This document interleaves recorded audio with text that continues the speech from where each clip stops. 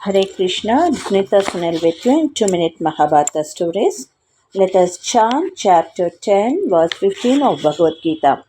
Swayamevātmanātmānam vettatvam purushottama bhūtabhavana bhūtesha deva deva jagatpate. We'll see the translation. Sri Krishna says, I am the origin of the gods and the great sages, and I am the goal of all knowledge. I am the ultimate cause of all beings, and I am the object of all desires. Let us see a small story. Once the gods and sages approached Lord Krishna, seeking to understand the ultimate reality. Krishna revealed to them that he is the origin of all existence, the source of all knowledge, and the ultimate goal of all desires.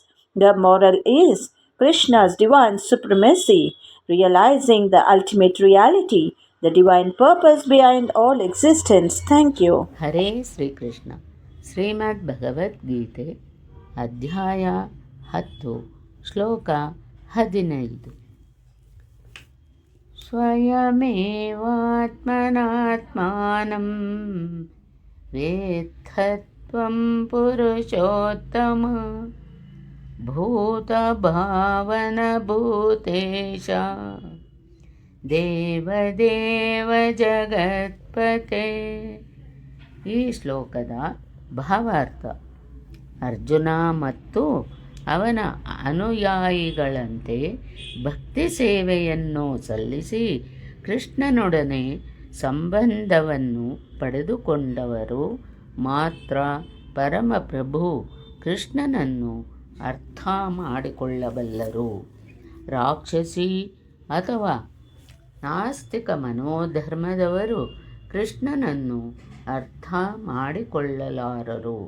ಮನುಷ್ಯನನ್ನು ಪರಮಪ್ರಭುವಿನಿಂದ ಬೇರೆಡೆ ಒಯ್ಯುವ ಮಾನಸಿಕ ಊಹಾಪೋಹವು ಪರಮ ಪಾಪ.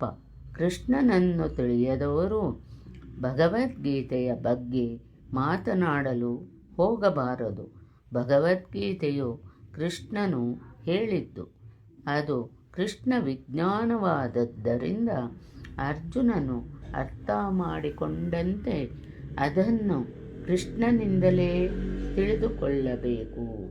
ಅದನ್ನು ನಾಸ್ತಿಕರಿಂದ ಸ್ವೀಕರಿಸಬಾರದು.